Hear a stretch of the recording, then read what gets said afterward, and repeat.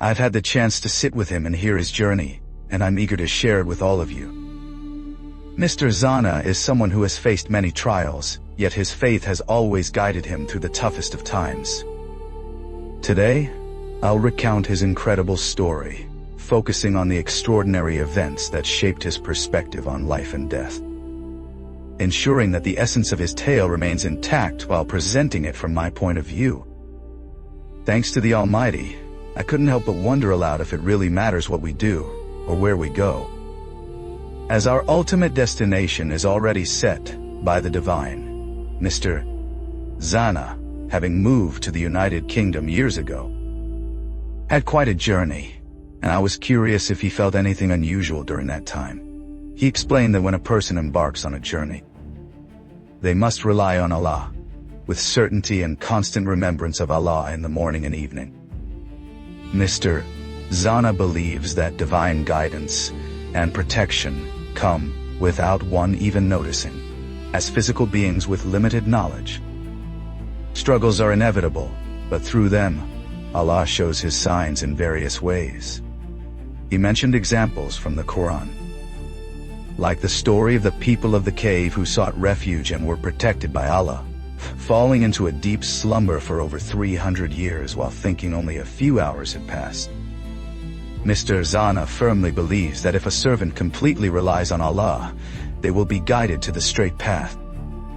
Even if they stray slightly, Allah will show His signs and gently bring them back to the right way if they understand and act upon this faith. Mr. Zana has witnessed many of Allah's signs throughout his life, but he chose to share just a couple of significant incidents with me. One striking event happened when he was stranded in Turkey with nearly 70 to 80 other people. Surrounded by police, their goal was simple: to pass through Turkey, to reach Greece, and eventually the United Kingdom. At that tense moment, with police officers all around, Mr. Zana felt inspired by Allah, acting on instinct. He grabbed a handful of soil, recited a verse from Surah Yasin 3 times, and threw the soil into the air. When they walked through the door, no one saw them. It was as if they were invisible, a clear sign of divine intervention in Mr. Zana's eyes. Another powerful sign came when Mr. Zana was in Greece during a challenging time when crossing to Italy seemed impossible for many. Allah sent someone to help him, a kind stranger who picked him up in a car, despite the tight space in the vehicle. Mr. Zana kept reciting Ayat al-Kursi for protection when they reached the checkpoint to board a cruise ship to Italy. Zana. He firmly believes these moments were signs that Allah was watching over him and aiding him through a long and difficult journey. I asked him to recount every detail of what happened when he was in the United Kingdom, particularly during a near-death experience that changed his life forever. He agreed to share everything, including his feelings at the time, and I'm here to narrate it as vividly as I can. It was the year 25, and Mr. Zana was living in London. One day, after returning from work, he was invited by a group of Palestinian friends for dinner. It was around 6 in the evening when he started feeling a strange heaviness in his body. And he knew this wasn't a normal headache or fatigue. The dizziness was intense and unlike anything he had felt before.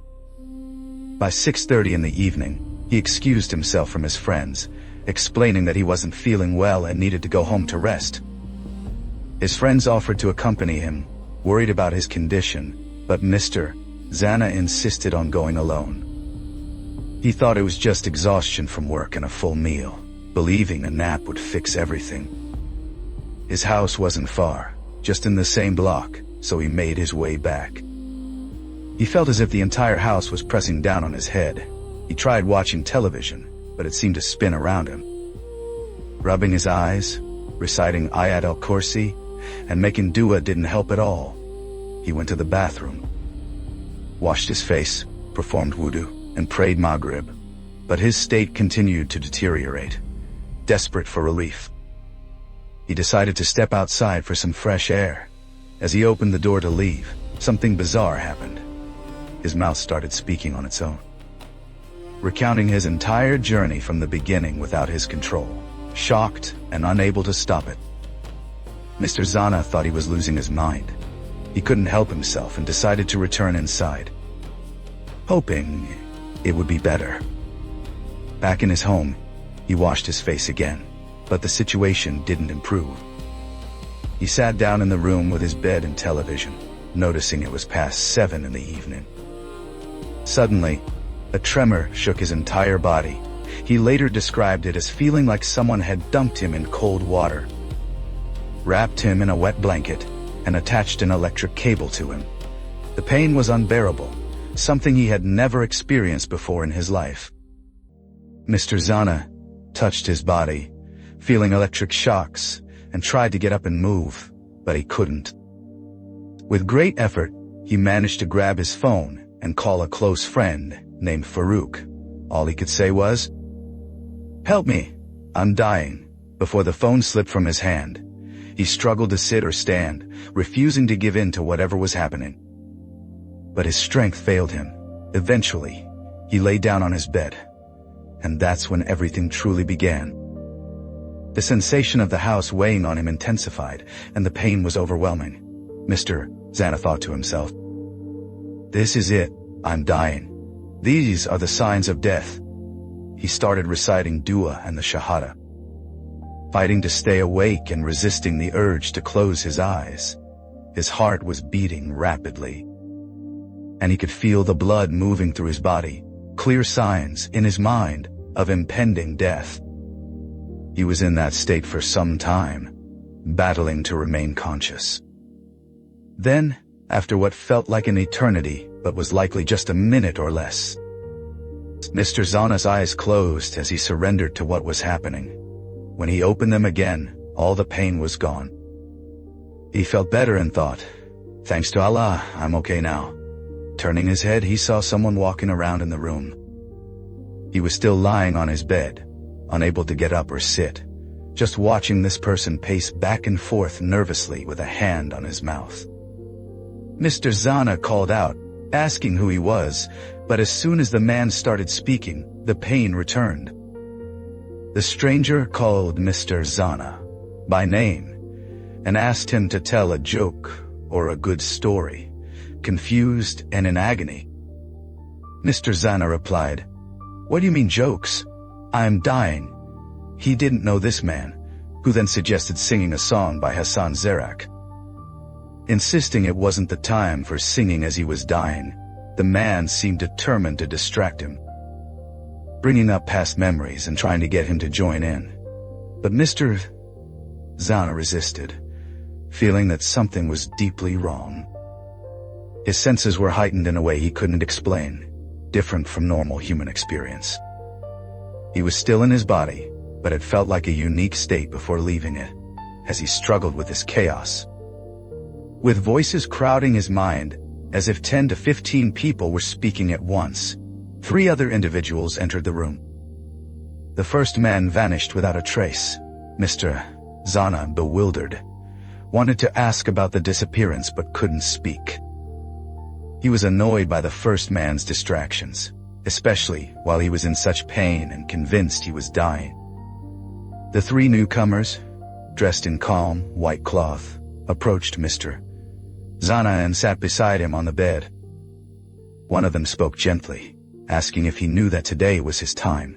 Mr. Zana, already sensing it, replied that he did. The man instructed him to start reciting, and when Mr. Zana asked what to recite amid his confusion and trembling, the man guided him to say, "There is no God but Allah," and to pray, "O Allah, make me among the martyrs and the righteous." Mr. Zana followed, repeating the words despite the increasing pain. The man then suggested reciting Surah Al-Alaq, and as he recited it, Mr. Zana's tongue followed along, though the suffering became almost unbearable. At that moment, as he recited with the man, Mr. Zana's friend Farouk and 3 others were physically near his body. But he couldn't see them, nor could they see the 3 figures with him. The pain was indescribable, and he had no strength to act. Lying on the bed, suffering, He continued reciting until they reached a specific verse. Then, gazing above, Mr. Zana saw a gigantic figure descending from the sky. As it approached, the figure smiled. A beautiful, serene smile, not a laugh. Mr. Zana felt in his heart that this was the angel of death. The three others also looked at the figure in awe. As the angel of death stood before him, Mr. Zana felt his soul begin to move, starting from his feet and rising upward. He watched it reach his belly, feeling his feet disappear as if they were no longer part of him. His veins seemed to pull back against the soul's departure, but the angel's presence was powerful. Without doing anything but standing there and smiling, the angel drew Mr. Zana's soul toward him. When the soul fully emerged, all pain vanished, and Mr. Zana felt relaxed. The process didn't hurt. It was strange and unlike anything he could compare to earthly experiences. As the soul continued to exit, moving from his waist to his hands and arms, then merging at his chest with the part that had come from his belly, Mr. Zana could see it clearly, almost like a visible energy leaving through his veins. When it reached his lungs, he wondered how he could breathe, fearing he wouldn't survive. Yet, as it emerged completely and approached his heart, he thought, "Is this death?" Thanks to Allah, he felt saved, and his suffering ended. He had forgotten that when it reached his belly, his heart was pounding rapidly, but as the soul neared his heart, the beating slowed until it was barely perceptible. During this process, the three figures assisted Mr. Zana in reciting the Shahada and making dua. Guiding him through it, the angel of death remained silent, showing no emotion beyond the initial smile. Just standing and observing. As the soul reached Mr. Zana's throat, and then his nose, the angel raised his arm, holding one side of the soul while the other remained in Mr. Zana's nose, like a rope between them. Mr. Zana waited for the angel to take it fully, but he felt no pain, only an indescribable joy. He later tried to explain this feeling, comparing it to a man stranded in a desert, thirsty and hungry, who suddenly finds himself in a lush garden with abundant food and drink. The joy was beyond anything experienced in this life. Mr. Zana couldn't fully describe the sensation, likening it to trying to push a mountain through a needle's eye or summarizing a vast book in just a few sentences. It was impossible to capture the essence of that moment.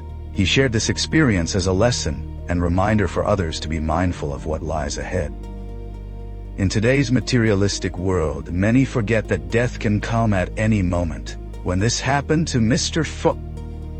Zana, he was young and healthy, yet it unfolded in a very short time, and he had no control over it. While in this state, the angel of death held Mr. Zana's soul in that suspended moment, and he felt a joy he had never known. He kept urging the angel to take his soul fully, but one of the three figures beside him advised patience, saying he still had time left. During this, Mr. Zana saw the angel take two other souls, one of a child and one of a man. He watched as the angel raised his hand, pulled their souls, and sent them upward, as if delivering them to another place. Mr. Zana, eager to join them, kept asking why he wasn't being taken, but the figure beside him repeated to wait and be patient.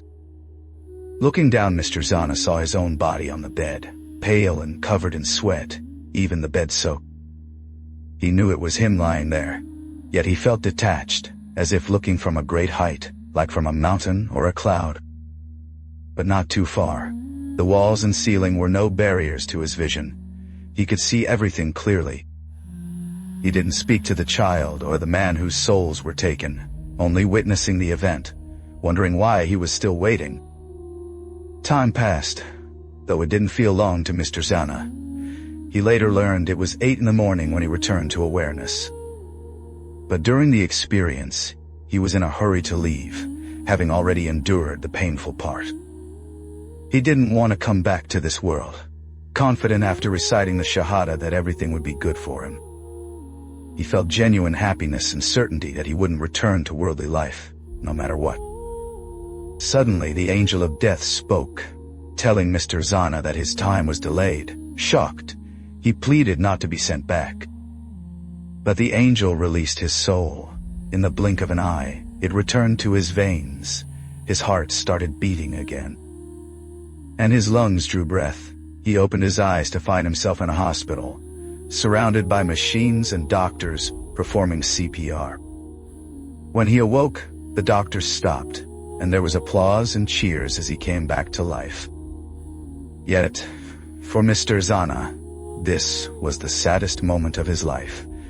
He felt deep regret and frustration, unable to fathom returning after experiencing such peace. Many who have had similar experiences share this sadness. And for Mr. Zana, it was a profound loss to be back in this world. After the angel released him, he never saw them again. It was instantaneous. He was back in his body, overwhelmed by the power of the experience. He often reflects on why Allah doesn't reveal much about the soul, believing it's a powerful energy beyond human comprehension. Only in death can one truly understand it. In that state, Mr. Zana's vision was unobstructed by earthly veils. He could see and hear everything at will, with no barriers like walls or ceilings limiting him. When I asked if he feared death now, Mr. As reality can be different, he also shared a poignant detail about the child whose soul he saw taken. After waking in the hospital around 8 in the morning, just an hour later, the doctor allowed him to go home. Outside, he and his friend noticed police cars and yellow tape on the road. There was a photo of the same child on a stall, surrounded by flowers. His friend explained that the child had died in a car accident the previous night while Mr. Zana was in the hospital. When he mentioned seeing the child's soul being taken, his friend looked puzzled, suggesting he needed rest, not believing him due to his recent ordeal. Mr. Zana didn't see the man whose soul was also taken, speculating he might have passed away elsewhere, perhaps in the hospital. He believes Allah showed him the child as a sign, connecting his experience to this life, reminding him that death can come unexpectedly amidst worldly distractions. Nearly 15 years have passed since Mr. Zana's near-death experience, and I asked if it changed him, or if the material world seemed less significant. He agreed, noting that while on earth, humans either accumulate sins or good deeds, living in an age of trials and temptations. It's hard to escape challenges, but he prays these become means of goodness. He emphasized the value of consistency in small acts of worship, like daily prayers or remembrance, which can yield rewards tenfold greater than material wealth. He pointed out that while one might have money now, say thousands of dollars, that even a whole city didn't have in the past, the temptations are so strong that even small acts of charity require great courage. Mr. Zana didn't see his past actions during the experience, but he believes the heart is most important, and one must guard what enters it. Consistency and mandatory acts. Without laziness is key. He's certain that when Allah sends His angels, all sadness, stress, and pain will vanish. Reflecting on the first man who appeared before the angels, Mr. Zana suspects it might have been a devilish companion. As mentioned in the Quran, assigned to test humans by whispering doubts or encouraging wrong actions at critical moments.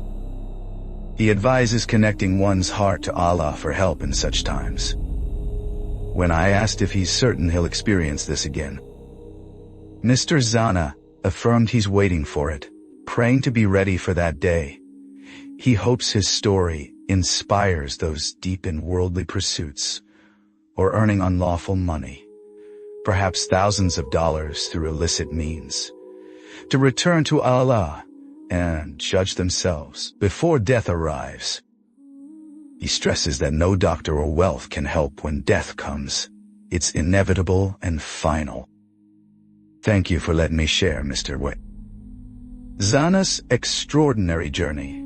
May Allah guide us all, and make this a reminder of the transient nature of life, urging us to prepare for what lies beyond.